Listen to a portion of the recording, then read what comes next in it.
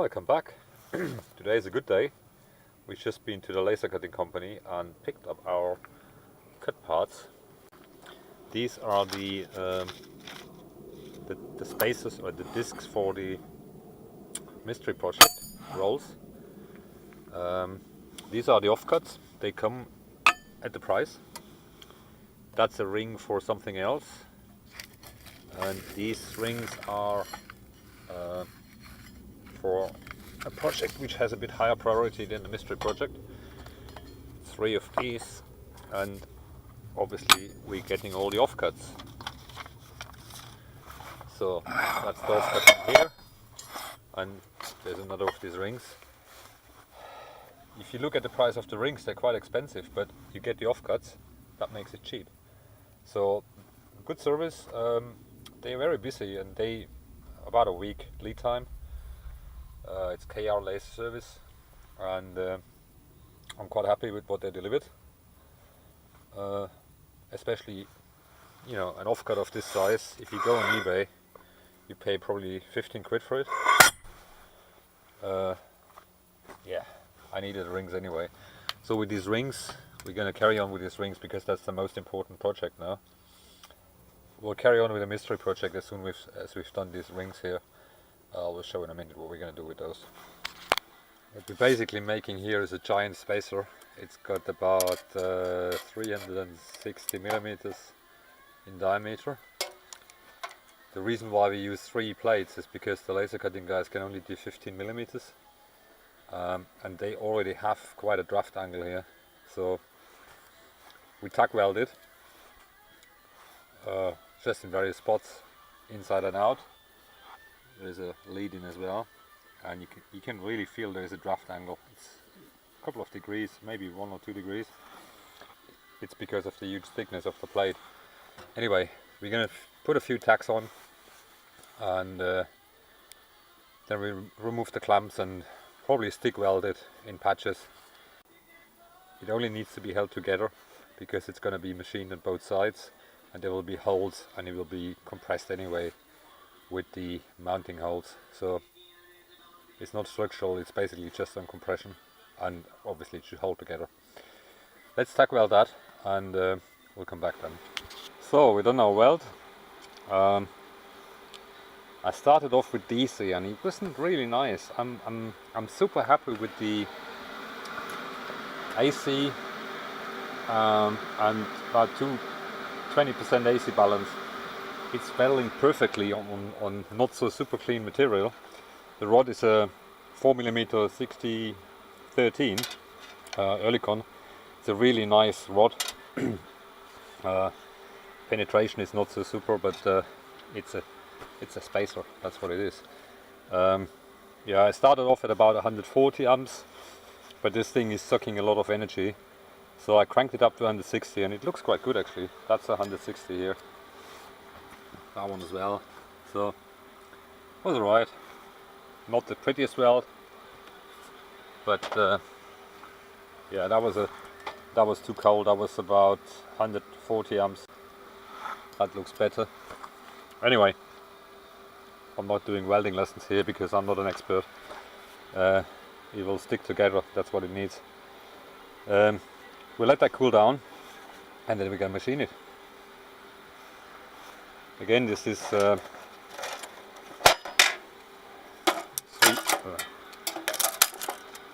hot. That's 360 OD and I think 305 ID millimeters. So let that cool down. There's a lot of heat in it, and then we're gonna machine it to whatever it needs to be. And that was the perfect setting for that. It was 160 AC and 20% AC balance. If I crank it further up, it just makes more noise and spatters a lot. But with 20% AC balance, this machine welds fantastic with rods. The reason why I stick weld it rather than MIG or TIG weld it, TIG is just too much energy. But I have tons of rods which cost me pretty much nothing, so I rather stick weld because it's cheaper, because TIG or MIG needs gas. Anyway, let's go down. So we're gonna stretch the south bend to the very limit. If you look at it's sitting on the bed right now, so we got a little bit. It's 360 outer diameter, 360 millimeters. So we're gonna chuck it up and machine it. It should be just about fine. Yeah, we got about 2 fingers here and 1 finger here, so we can turn it around. We just need to do it cleverly with the chuck. I think I need to machine the inside a little bit, so we'll dial it in and then we'll come back. I need to see how we're gonna chuck that up. I think if I go here I'm too far, so I turn the jaws around and chuck it on the inside, on this end here. It's probably better. Anyway, it's probably the biggest part I'm ever gonna make on that machine, because there isn't a way of going any bigger. Yeah, we'll come back when it's chucked and dialed in. So we got it dialed in. We got some clearance. We even have clearance on the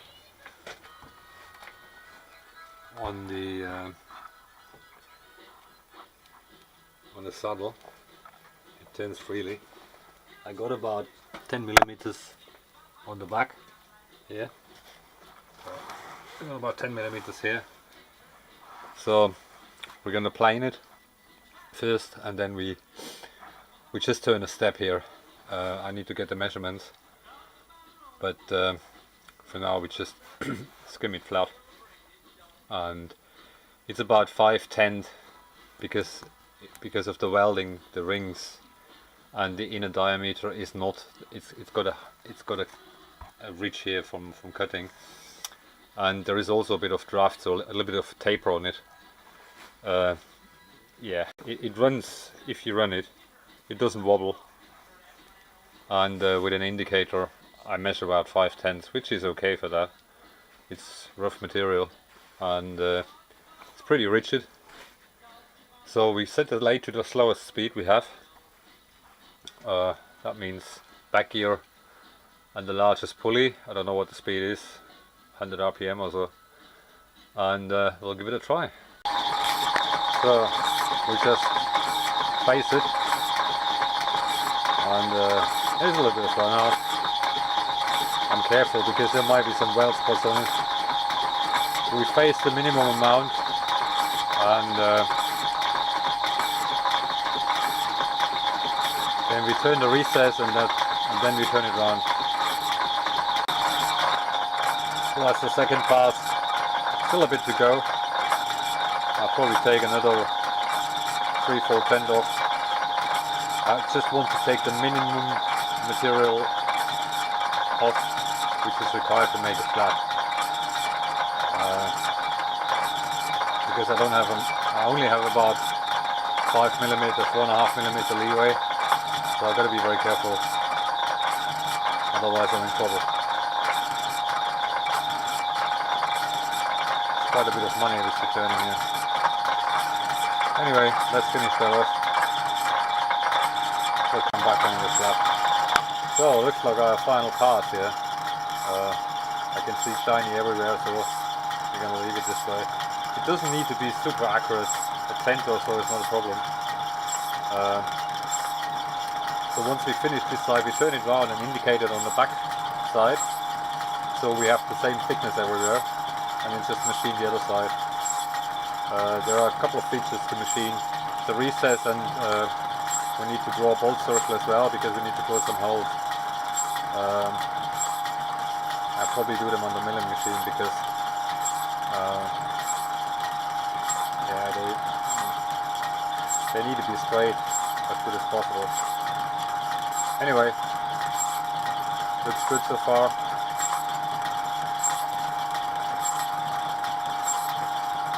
We'll check it once we're done, but I think that's it from the facing here. I need to get the measurements for the other dimensions. We'll be back. You can see there's still clearance, so it's good. we could go 10 millimeter bigger, so 370 is probably the end of what the machine can do. But yeah, I'm surprised. I was thinking it's a bit tighter. Anyway, almost finished, and we'll check it. So we're done. I increased the speed a little bit, so the surface finish is quite good actually. I'm surprised. So I need the measurement. It's going to be a 5 millimeter recess here, but I need to get the final dimensions. I need to print them out. I don't have them right now. And then we turn it around, indicate on the back, and once we finished everything, we're gonna clean up the outside a little bit, just for cosmetic reasons. There is absolutely no need for being pretty on the outside. These two surfaces need to be parallel, and we'll see later what it is for. So we're working on the ID. Our target is 314.32 millimeters, and the HSS pouring bar, so we're going to go slow.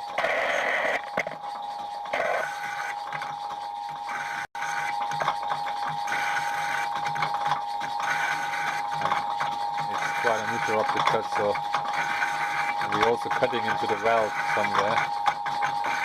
So that rattling is actually the back ears, the backlash of the back ears. Nothing weird, it just makes noise. Okay.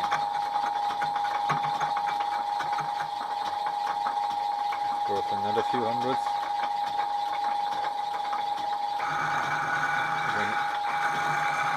We're going to take it rather slow because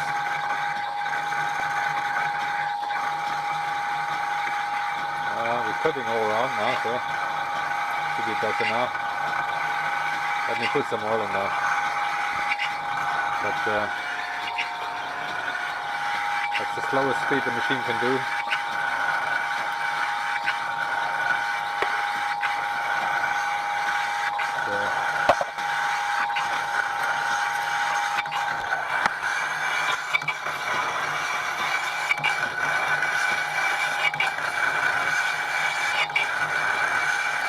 Still pretty fast for HSS tool, but it's alright.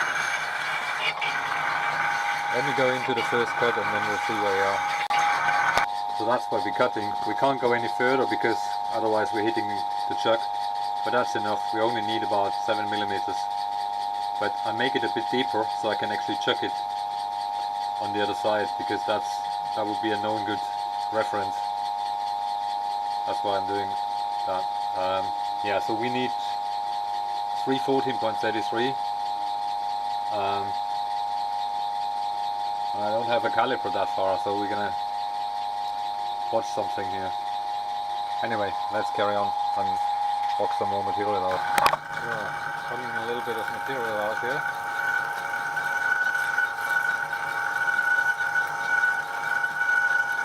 We're actually pulling quite a bit of power on the machine right now.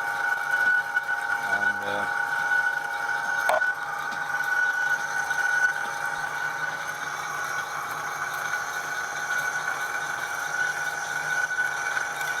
I said the carriage stop, so if it starts squeaking, where the carriage stops.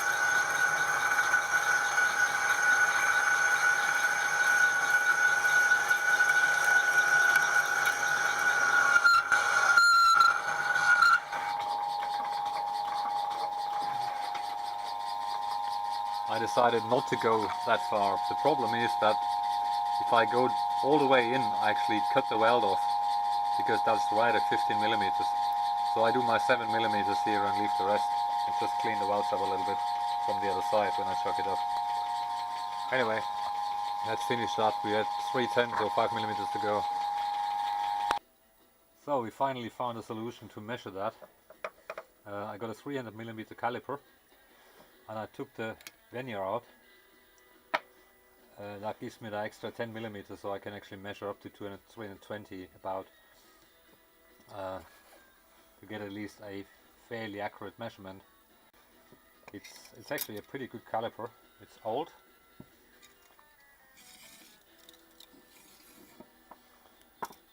Don't know what the make is.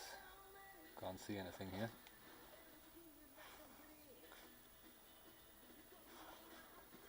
Accuracy is 0.02, and yeah, that then here there's. If you take that out, you're gonna be careful. There's a copper strip underneath, and obviously don't lose the screw. So that's okay. At least we can measure it now. I was struggling. I don't have a long caliper. That means we need to buy one, because anyway, it's always the same thing. You want to do something and you don't have the right gear. Okay, let's carry on.